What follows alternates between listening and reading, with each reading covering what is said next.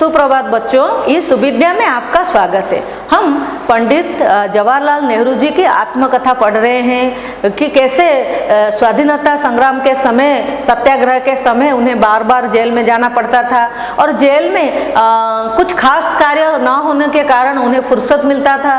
इसीलिए वे क्या करते थे, प्रकृति के अतीव निकटतर हो चुके थे और उनके आंगन में, वो जेल में जो सारे छोटे बड़े जानवर और कीड़े मकोड़े थे उनको वो निहारते रहते थे और उनके साथ उनका जो संबंध था, उनका जो एहसास था, उसका उन्होंने इस विषय में वर्णन किए हैं।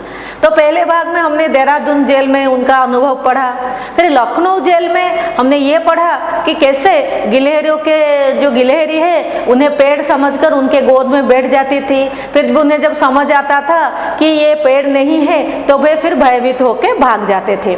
तो वहाँ पर उन्होंने ये ध्यान दिया था कि कैसे गिलहरियों के बच्चे नीचे जब गिर जाते थे, उनकी माताएं उनके पीछे पीछे दौड़ी हुई आती और उन्हें गेंद की तरह अपने मुंह में दबाकर सुरक्षित स्थान पर ले जाती थी, अपने घोंसले में वापस ले जाती थी। तो कभी कभी कुछ बच्चे खो जाया करते थे और उनकी माँ उन्हें लेने के लिए नहीं आती थी। उसी तरह उन्होंने और उनके साथी ने गिलहरियों के खोए हुए 3 बच्चों को पाल रखा था।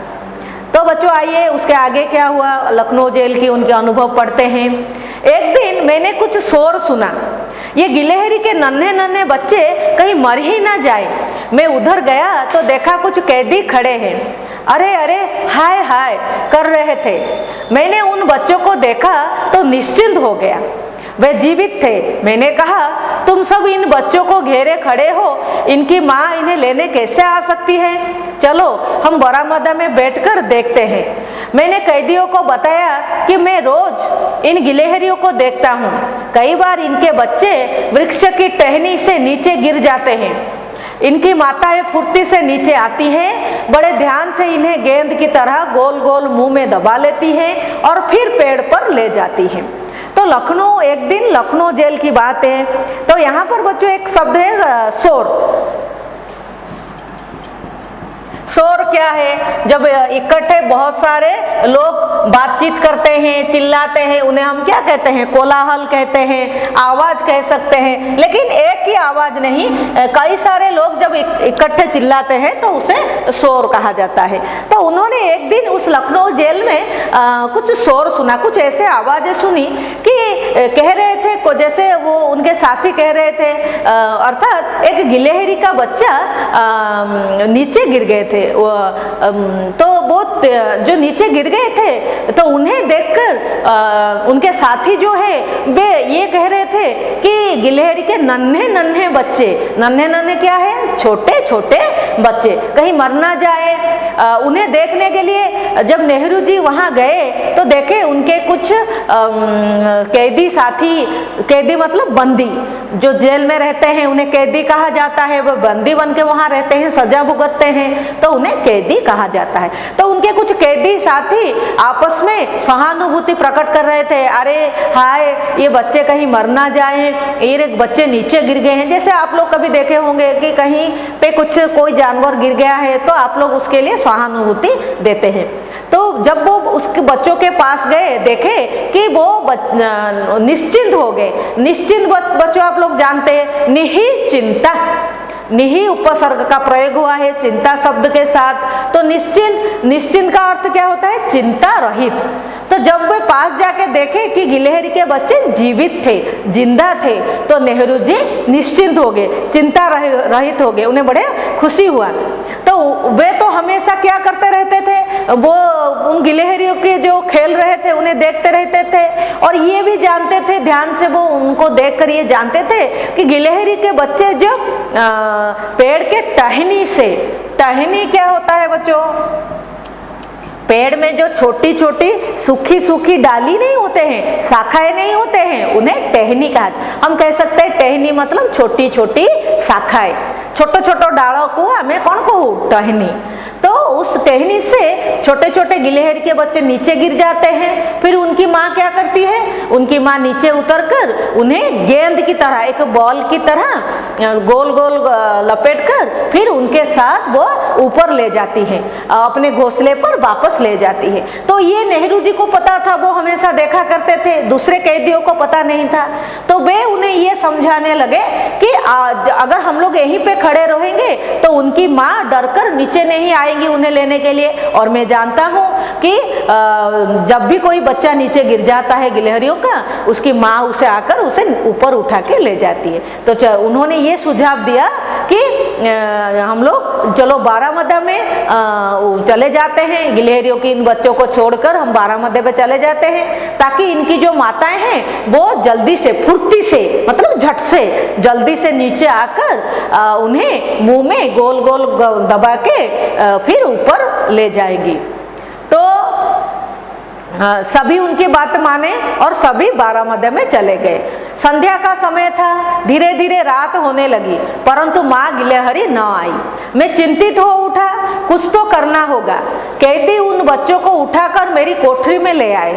पांडे जी आते ही बोले, ये बच्चे तो बहुत ही छोटे हैं, न तो ये पत्ते चबा सकते हैं और न ही इन्हें रोटी का चूरा खिलाया जा सकता है, कैसे जीवित रखा जाएगा इन्हें।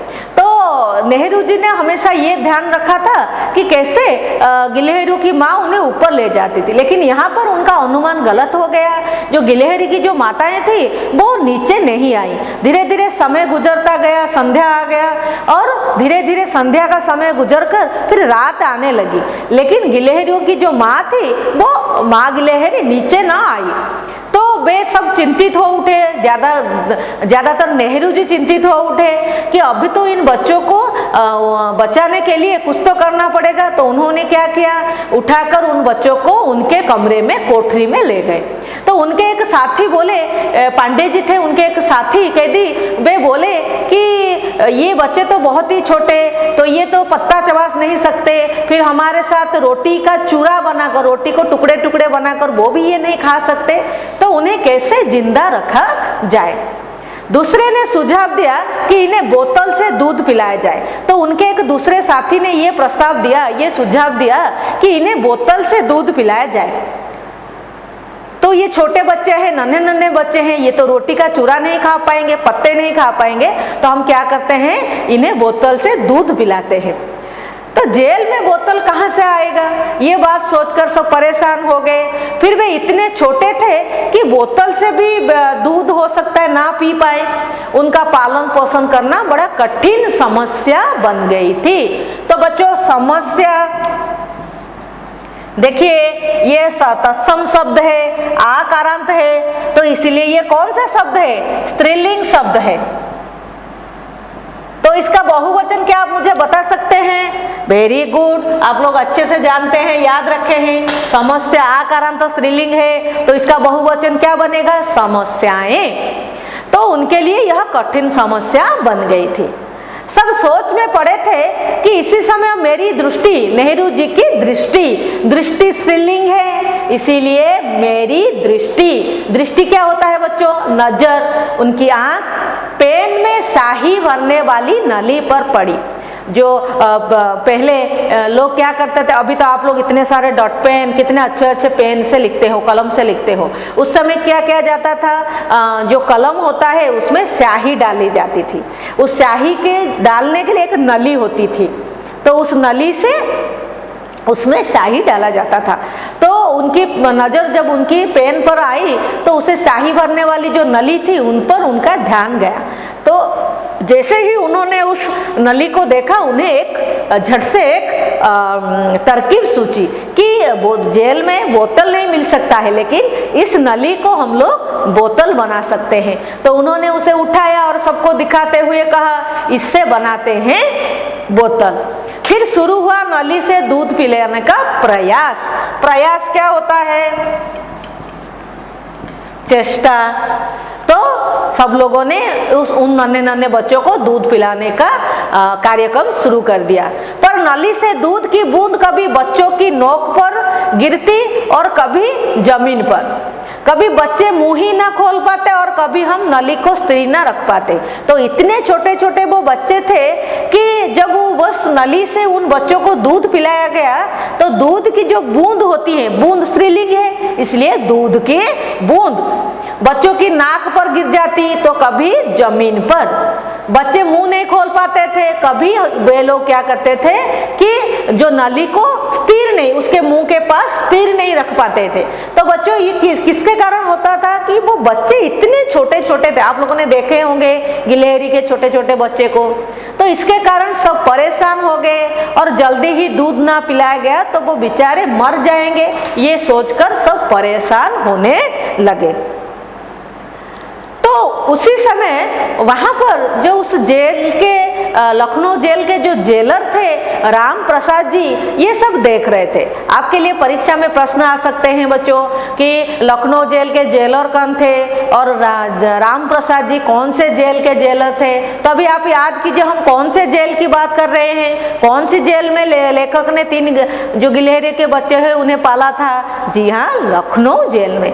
तो लखनऊ जेल में राम प्रसाद जी जो जेलर थे ये सब देख रहे थे। उनमें उनके मन में कोई विचार कौंधा मतलब उत्पन्न होना, निकलना, सृष्टि होना, और वे भागते हुए वहां से चले गए। उनके दिमाग में अचानक से एक तरकीब आ गई, एक विचार आ गया। तो वो क्या किए, भागते हुए उनके कमरे से चले गए। क्षण भर में हाथ में रुई लिए आए। तो कुछ ही समय बाद उन्होंने क्या किया, हाथ में रुई आप लोगों ने देखे होंगे, आप लोग उसे उड़िया में क्या कहते हो, तूड़ा। तो वो रुई लेके आए, नली में दूध डाला, उस पर रुई लपेट दी। जो नली है वो नली के ऊपर उन्होंने दूध डाला नली में, फिर नली के ऊपर वो रुई को डालकर उन्होंने क्या बना दिया, चूसने वाली एक बोतल बना दिया। रुई दूध से गीली हो गई और गिलहरी का नन्हा बच्चा रुई चूसने लगा। चूस कर बच्चे ने नली का सारा दूध पी लिया। इसी तरह बाकी दोनों बच्चों को भी दूध पिलाया गया। तो बच्चों उनको कितने गिलहरी के बच्चे मिले थे, 3 गिलहरी के बच्चे मिले थे। तो जब पहले बच्चे को इस तरीके से दूध पिलाया गया, एक आपको परीक्षा में आएंगे 3 बच्चों को कैसे दूध पिलाया गया। जेलर राम प्रसाद जी के विचार के अनुसार एक नली में क्या डाला गया, नली में दूध डाला गया, उसके ऊपर जो रुई है वो रखकर दूध से उसे भिगो दिया गया। तो जो गिलहरी के बच्चे हैं वे चूस कर दूध को उन्होंने पी लिया। उसी तरह बाकी दोनों बच्चों को भी दूध पिलाया गया। तो हम सब इतने प्रसन्न थे कि मानो विश्व जीत लिया हो। अब ये तीनों बच्चों हमारे जेल परिवार के चहेते सदस्य थे। सदस्य जातिवाचक संज्ञा, उसके लिए विशेषण का क्या प्रयोग है, चहेते। चहेता मतलब प्यारा, जो सबसे प्रिय होता है। तो वे बहुत ही प्रसन्न थे, खुश थे कि उन्होंने जैसे विश्व जीत लेने से कोई राजा जैसे खुश हो जाता है, वे सारे खुश हो गए, क्योंकि उन्होंने बड़े कष्ट से उन तीनों बच्चों को दूध पिला पाए थे। इतने छोटे छोटे बच्चे थे, वो उन्हें खाना नहीं अगर खिला पाते तो वो तीनों बच्चे मर जाते।